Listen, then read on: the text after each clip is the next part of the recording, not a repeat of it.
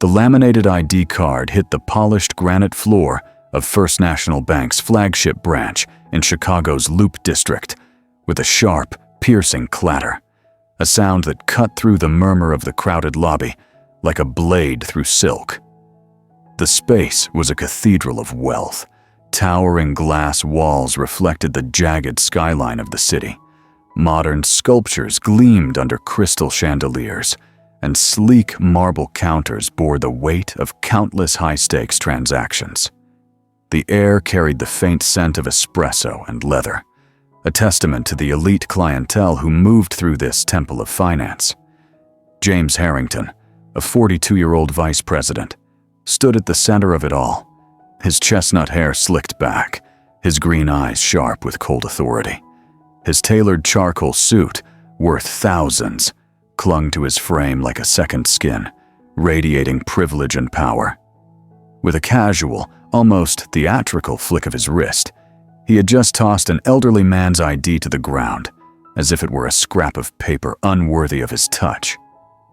"Sorry," Harrington said, his voice smooth but laced with a mocking edge, his lips curling into a smirk that didn't reach his eyes.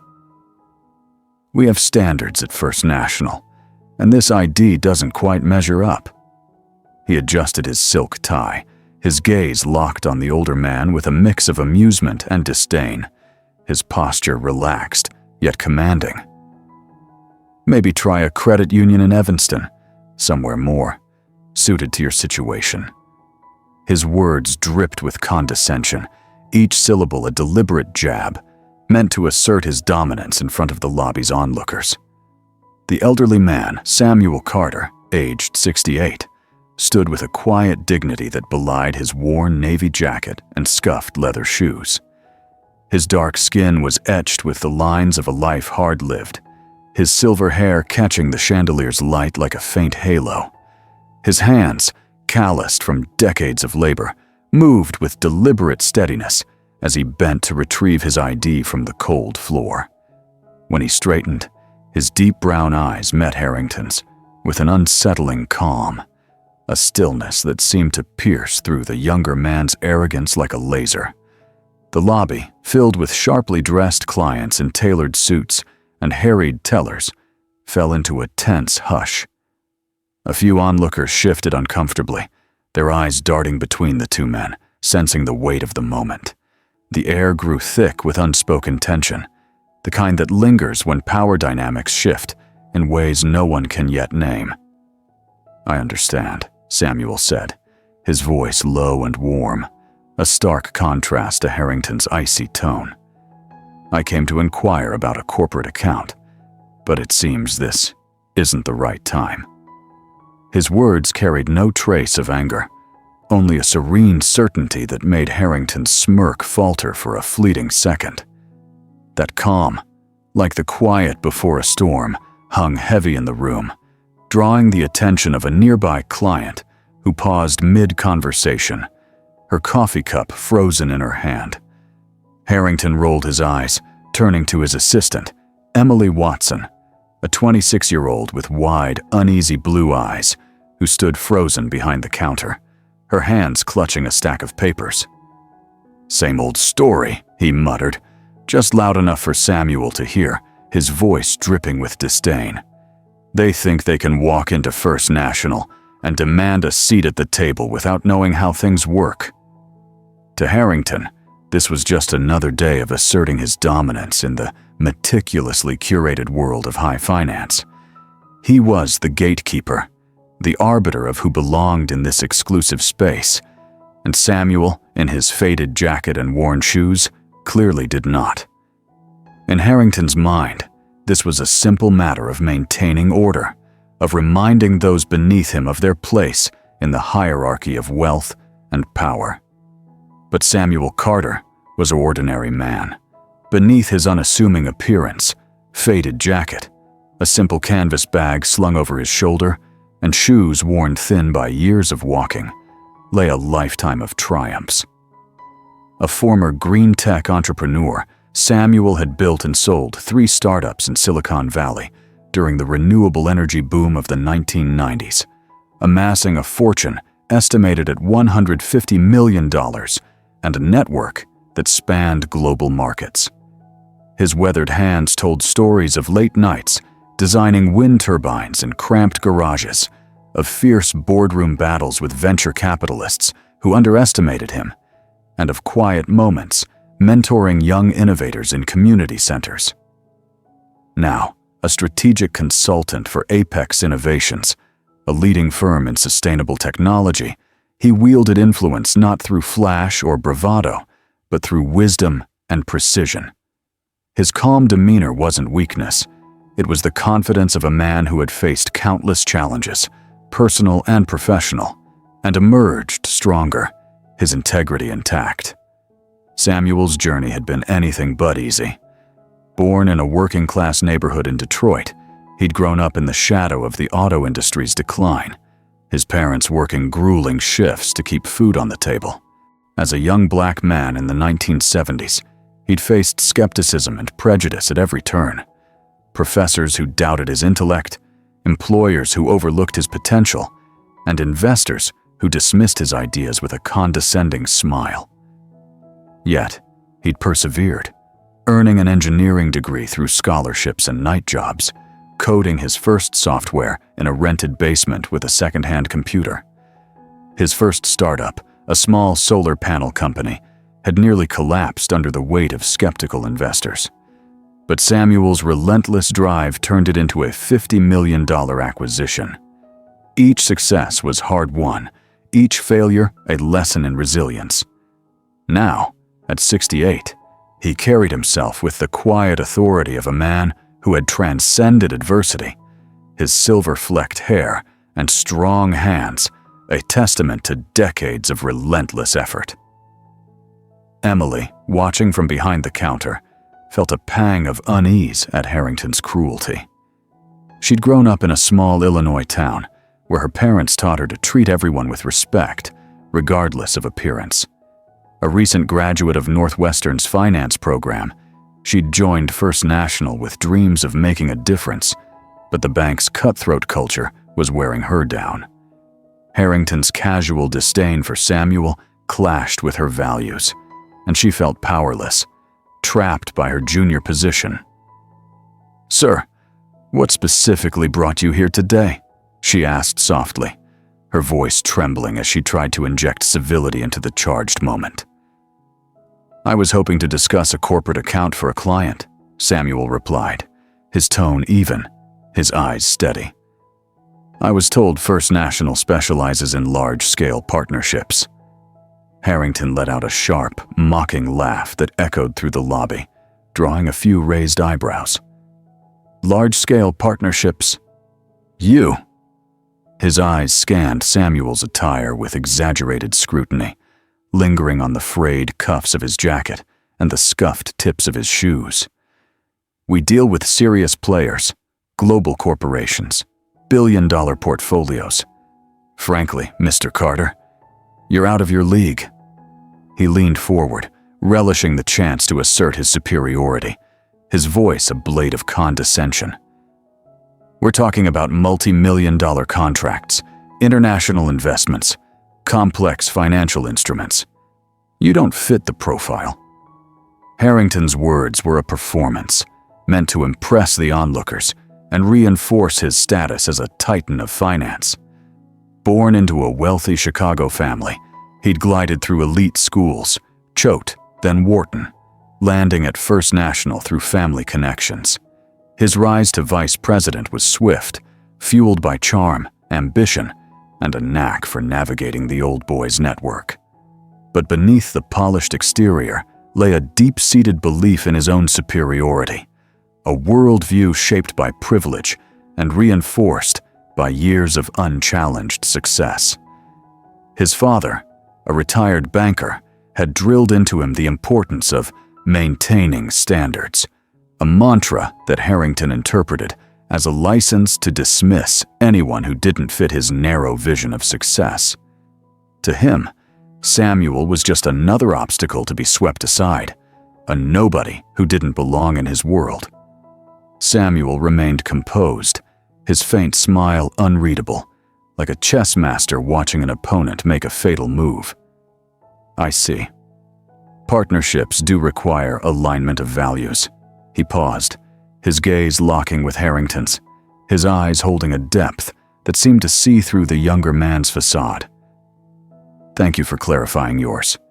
Without another word, he pulled out his phone, typed a brief message, and slipped it back into his pocket. The message was succinct.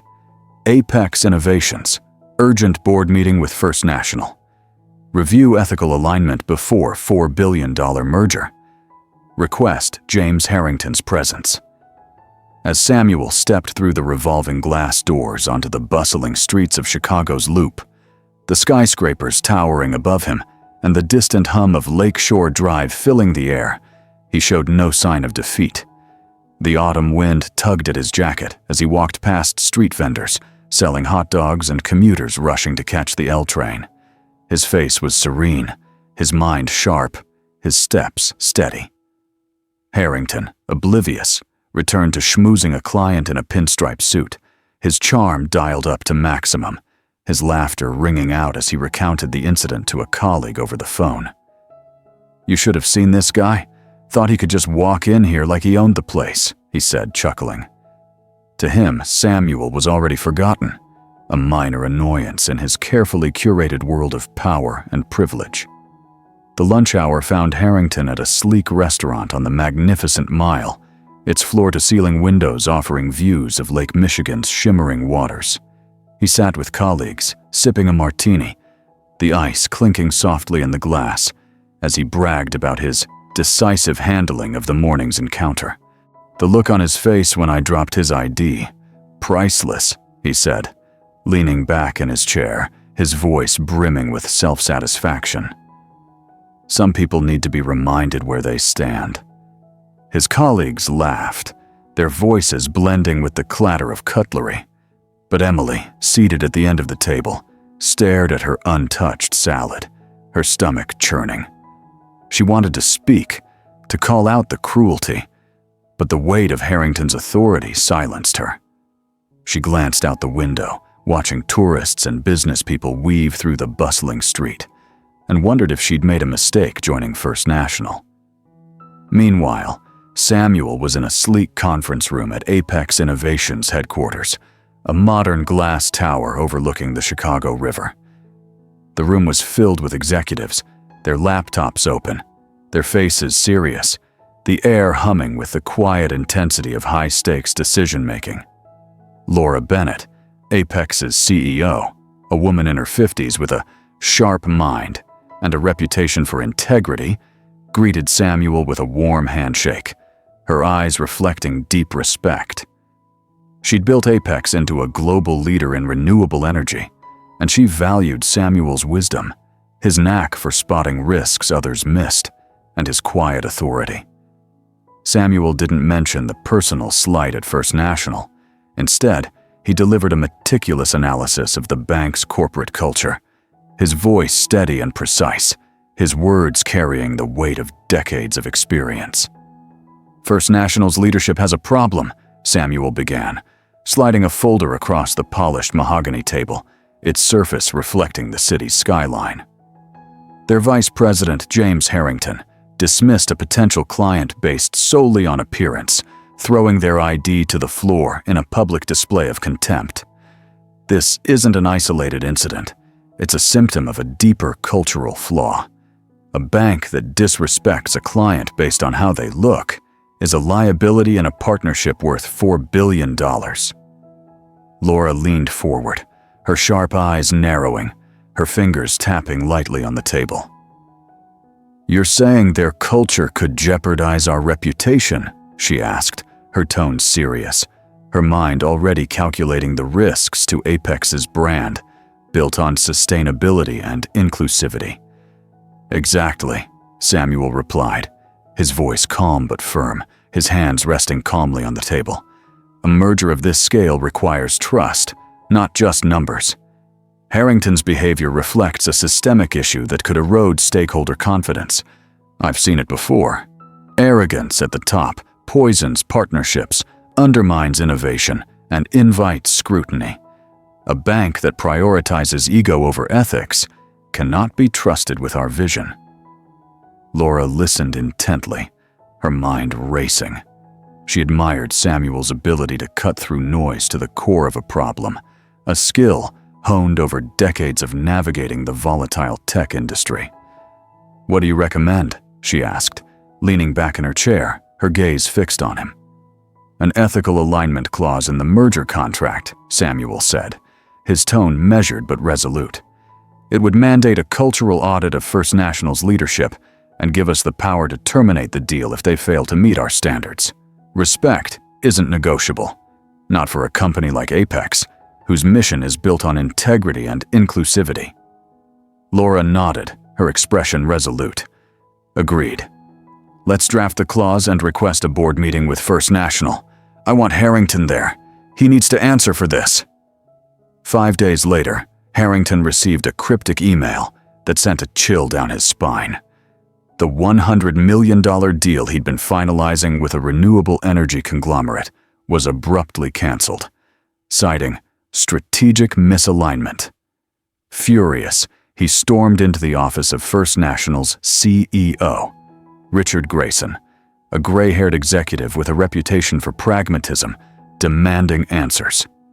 Grayson, seated behind a massive oak desk cluttered with financial reports, could only mutter about market shifts and unforeseen complications, his face etched with frustration.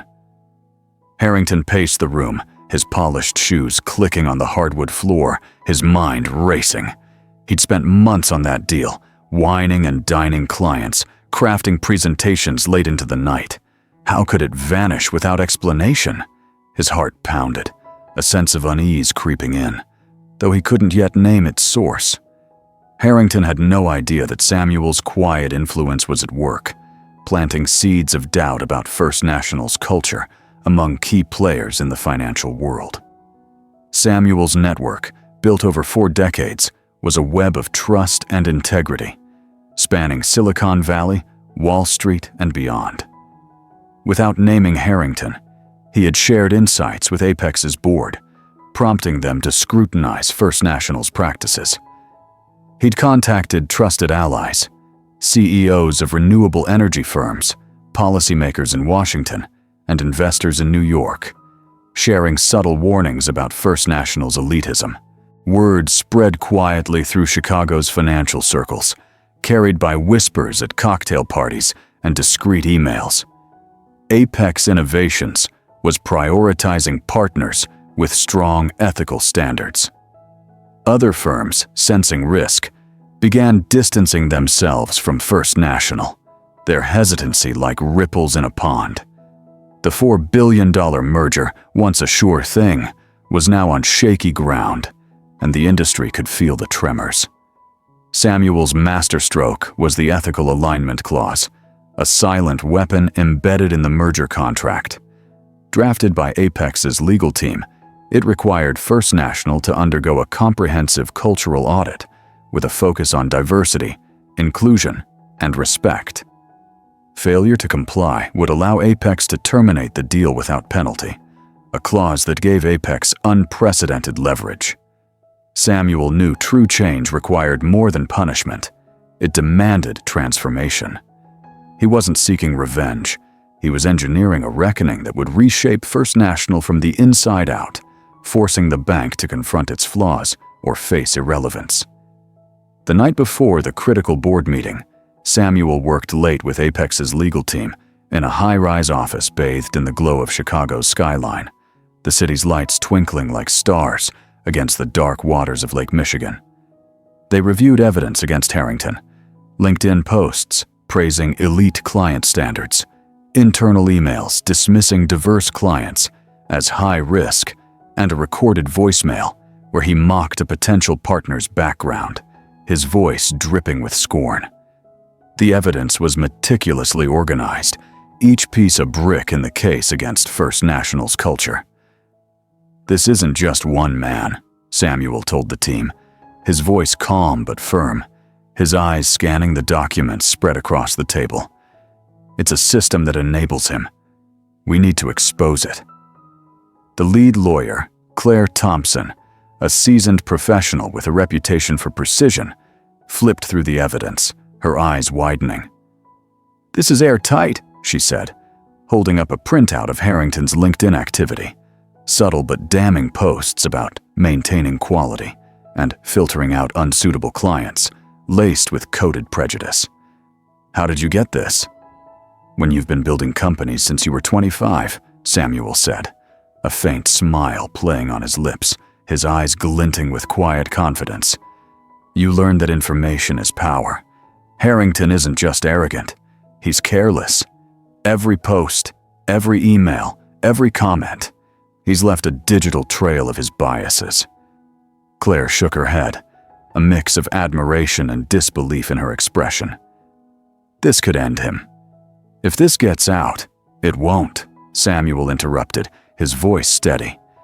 "We're not here to destroy him publicly. We're here to ensure First National changes, or loses everything. The evidence is leverage for the clause, not a press release." Samuel's restraint was a hallmark of his character. He'd learned early in his career that public shaming often backfired, hardening the guilty and rallying their allies. True change came from within, from forcing institutions to confront their flaws and evolve. He'd seen too many companies collapse under the weight of their own hubris, and he was determined to steer Apex away from such a fate. His goal wasn't to humiliate Harrington, but to expose the system that enabled him, to create a ripple effect that would transform the industry. The next morning, Samuel donned a tailored Zegna suit, a relic from his days as a tech founder, reserved for moments of significance. The suit, a deep navy with subtle pinstripes, fit him perfectly, a quiet nod to his past successes. He wasn't just a consultant today, he was a catalyst for change, a man whose quiet power was about to upend an institution. As he stepped out of his modest apartment in Hyde Park, the morning sun casting long shadows across the tree-lined street, he felt a sense of purpose that had carried him through decades of challenges. The Chicago wind was crisp, carrying the scent of coffee from a nearby cafe, and Samuel walked with the steady gait of a man who knew exactly where he was going. At First National's headquarters, a gleaming skyscraper in the heart of the Loop, Harrington arrived in high spirits, expecting a promotion. His office, a corner suite with floor-to-ceiling windows, was a shrine to his ambition, lined with awards, photos of him shaking hands with CEOs, and a mahogany desk polished to a mirror shine. "Emily, polish my desk and brew the good coffee," he barked, adjusting his gold cufflinks, his voice brimming with confidence. "Today's my day." He checked his reflection in a glass frame, smoothing his hair, his mind already picturing the boardroom applause he was certain would come. Emily hesitated, her hands trembling as she set down a coffee mug. "James, there's something you should know," she said, her voice barely above a whisper, her eyes wide with unease. "The meeting today, it's with Apex Innovations. And Mr. Carter is there." Harrington's blood ran cold, his hand freezing midair. "Carter," he mumbled, his voice a strained whisper, his mind racing back to the lobby incident. "No way!" His hands began to tremble as he frantically opened his laptop, typing Samuel's name into a search engine. The results hit him like a punch to the gut. Samuel Carter, 68, retired green tech entrepreneur, strategic consultant to Apex Innovations. Estimated net worth, $150 million. His heart pounded, each beat heavy as lead, as he stumbled toward the boardroom, his polished exterior cracking under the weight of dread. The boardroom was a fortress of glass and steel, with panoramic views of the Chicago River snaking through the city's heart. It was packed with First National's top brass and Apex's executives, their faces tense, the air thick with anticipation. Harrington's confidence evaporated when he saw Samuel at the head of the table, his presence commanding yet understated, his tailored suit a stark contrast to the worn jacket he'd worn days earlier. Laura Bennett, Apex's CEO, spoke first, her voice cold and precise, her eyes locked on Harrington like a predator sizing up its prey. "Mr. Harrington, I believe you've met Samuel Carter, our lead strategic consultant." Harrington's face drained of color, his hands trembling visibly, his usual charm failing him. "Mr. Carter, There was a misunderstanding," he stammered, his voice cracking, sweat beading on his forehead. "I didn't realize who you were." Samuel's gaze was steady, unflinching, like a blade honed over decades. "Interesting. I thought First National valued all clients, regardless of appearance." His tone was calm but cutting, each word landing like a blow, his eyes holding Harrington's, with an intensity that made the younger man shrink. "Or is respect reserved for those you deem worthy?" Richard Grayson, the CEO, sweating profusely, tried to intervene, his voice laced with desperation. "Laura, Samuel, we'll address this. Harrington will face consequences." His hands fidgeted with a pen, his face ashen, as he sensed the deal slipping away like sand through his fingers. "Consequences won't undo a toxic culture," Laura said, sliding a folder across the table with a deliberate motion, her eyes never leaving Harrington. "These are your vice president's communications, LinkedIn posts, emails, voicemails. They reveal a pattern of systemic bias." The folder contained printouts of Harrington's digital trail, posts about maintaining elite standards, emails questioning the reliability of diverse clients, and a voicemail mocking a Latino entrepreneur's accent, his voice dripping with scorn. The evidence was devastating, a digital portrait of prejudice that left no room for excuses. Harrington's protests were feeble, his voice barely audible, his hands gripping the table for support. "It's out of context. I was protecting the bank from potential fraud. It's standard procedure." His words sounded hollow, even to himself, as the executives around the table exchanged uneasy glances.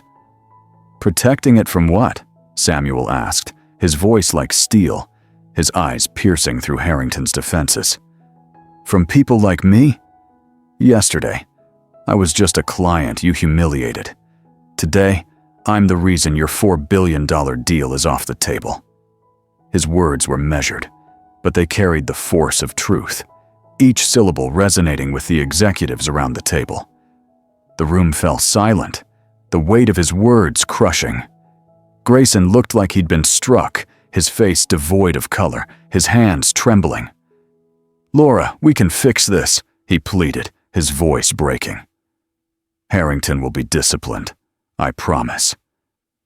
"It's too late," Samuel said, rising from his chair, his presence dominating the room like a quiet storm. "When you throw a client's ID on the floor like trash, you're not just disrespecting one person, you're exposing your entire institution. Apex Innovations doesn't partner with banks that prioritize ego over ethics." His words echoed in the silence, each one a nail in the coffin of the merger. Laura stood beside him, her expression resolute. "The ethical alignment clause gives us the right to terminate the merger if First National fails to meet our standards," she said, her voice firm, her eyes scanning the room. "Based on this evidence, we're exercising that right. The $4 billion deal is off." Harrington collapsed into his chair, his shoulders slumping, the reality hitting him like a tidal wave. The $4 billion deal was gone, and with it, his career, his reputation, his future. A wave of nausea rose in his throat as he realized the depth of his mistake. "Please," he whispered, his voice breaking, his hands trembling. "I didn't know. I can change." He clung to a fragile glimmer of hope, his eyes pleading with Samuel, his arrogance replaced by desperation. Samuel's gaze softened slightly, but his voice remained firm. "Yesterday, you knew exactly who I was. A human being deserving of basic respect. That's all you needed to know." He paused, letting the words sink in, his eyes holding Harrington's with a quiet intensity. "The difference between us, Mr. Harrington, is that you judged me by my appearance. I judged you by your character, and I found that only one of us had something truly valuable to offer." As Samuel and Laura prepared to leave, the boardroom was enveloped in a deadly silence. Harrington sat frozen, his world unraveling, his hands shaking as he stared at the folder of evidence. Grayson tried to speak, but his words faltered, his authority crumbling. The other executives exchanged uneasy glances, the weight of the moment sinking in. Samuel paused at the door, turning to Harrington one last time. "True power doesn't need to boast," he said softly, his eyes holding a quiet intensity that seemed to see through the younger man's soul. "It acts when necessary, ruthlessly and irreversibly." The boardroom door closed with a soft click, leaving Harrington alone amidst the ruins of his career. Outside, the murmurs of staff in the hallway seeped through the walls, like needles piercing his mind. News of the $4 billion deal's collapse spread like wildfire through First National, turning into a sinister whisper among employees. Tellers exchanged glances, junior executives whispered in break rooms, and the bank's stock ticker began to dip as rumors reached the trading floor. Harrington wasn't fired immediately, but his fate was sealed. He was sidelined to menial tasks, reviewing small accounts, handling paperwork he'd once scorned, his corner office reassigned to a younger, hungrier executive. His once bright future dimmed, his reputation in Chicago's financial circles crumbling like ash. The fallout was swift and merciless. Clients he'd courted for years became distant, their emails unanswered, their meetings canceled without explanation. Projects he proposed were rejected or indefinitely postponed, his influence evaporating like morning mist. The financial world, once his playground, had turned its back on him. Whispers circulated at industry events, vague but damning. First National's culture is toxic. Harrington's the face of it.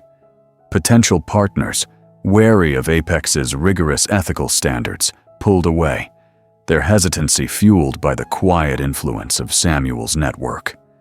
Commonwealth Bank, a rival, capitalized on the opportunity, offering Apex better terms and a culture aligned with their values. The financial press began to notice, with articles hinting at First National's cultural missteps without naming names, the vagueness only amplifying the damage. Harrington's personal life unraveled in tandem. His wife, Elizabeth, a socialite who had once reveled in his status, grew distant, her disappointment palpable at dinner parties, where she once bragged about his success.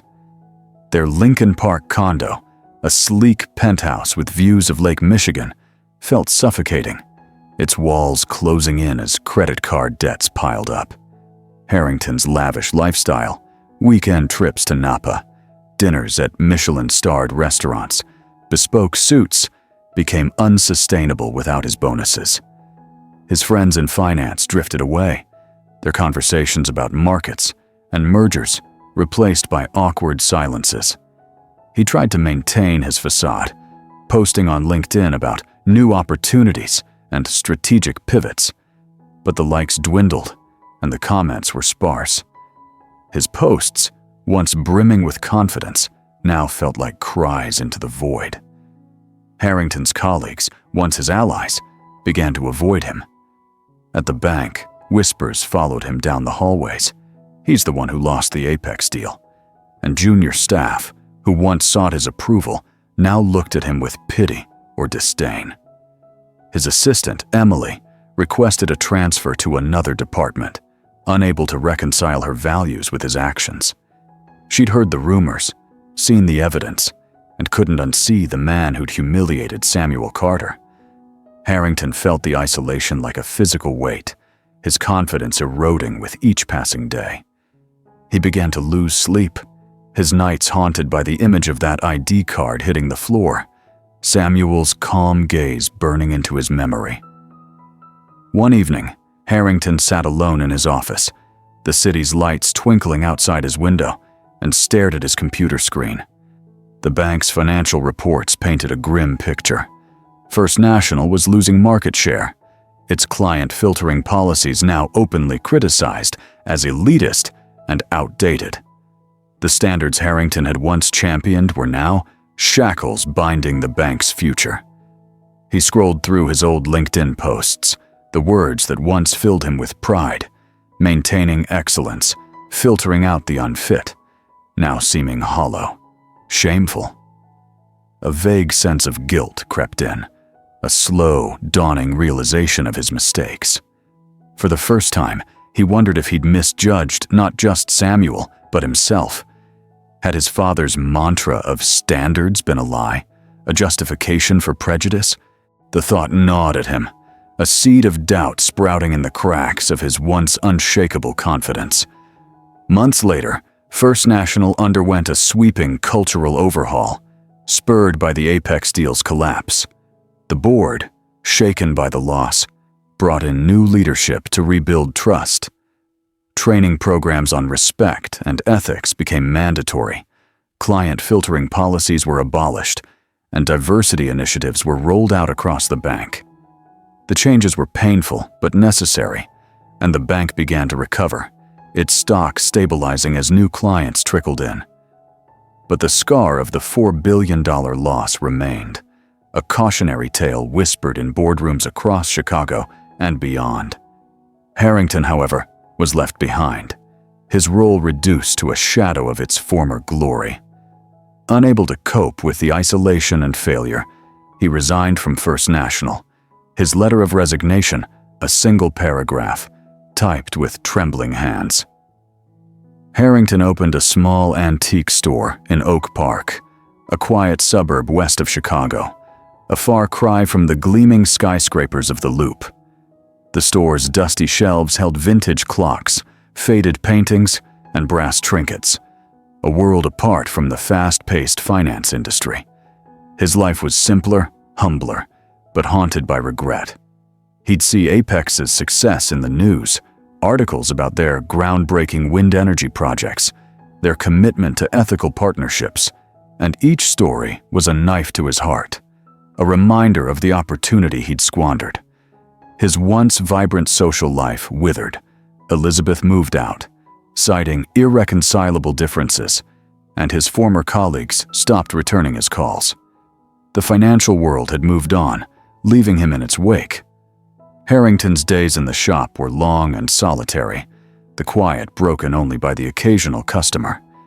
He began to notice the people who came in, not as transactions, but as individuals with stories of their own. A retired teacher looking for a gift, a young couple searching for a vintage lamp, an artist browsing for inspiration. Their small interactions, once beneath his notice, began to carry weight. He thought of Samuel Carter, of the calm dignity in his eyes, and for the first time, he felt the sting of shame, not just for the lost deal, but for the man he'd been. One rainy afternoon, as the soft patter of rain tapped against the shop's windows, Samuel visited the antique store, browsing silently among the relics. He wore a simple overcoat, his silver hair catching the dim light, his presence understated yet commanding. He picked up a small brass compass, its needle trembling slightly, and placed it on the counter.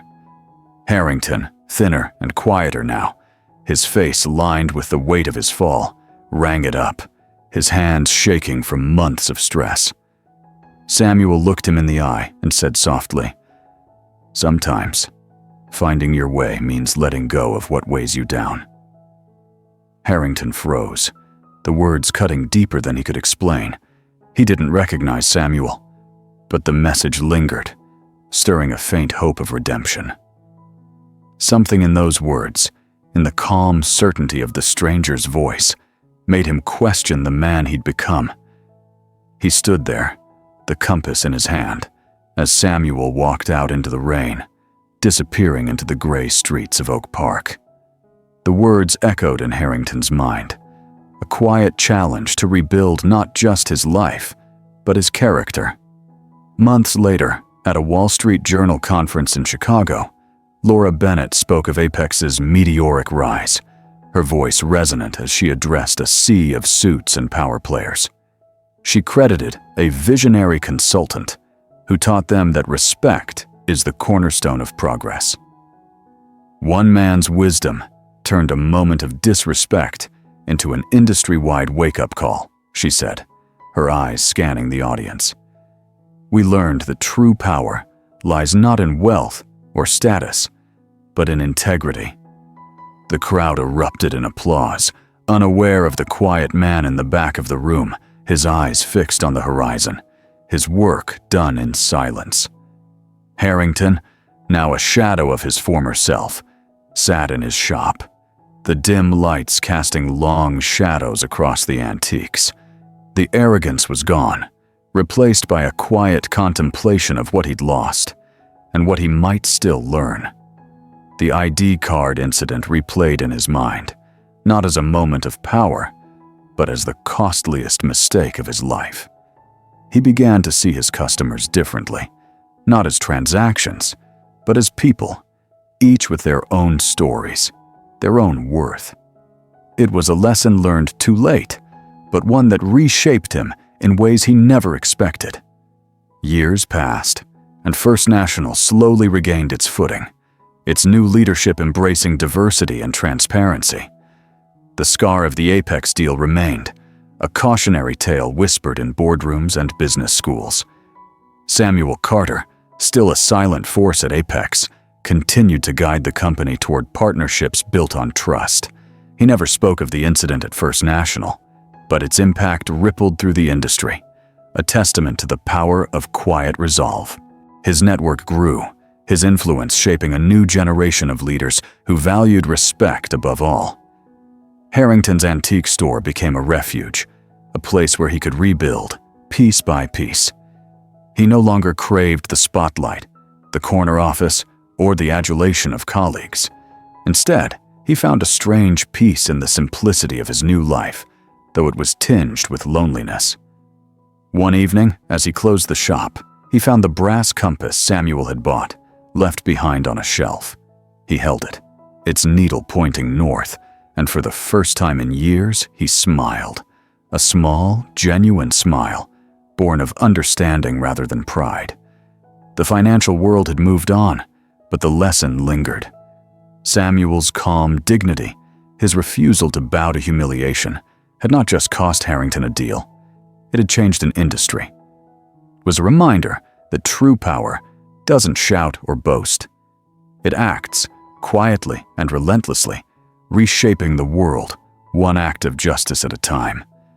If this story moved you, share it with someone who needs to hear it. Like, subscribe, and hit the notification bell to join us for more tales of triumph and transformation.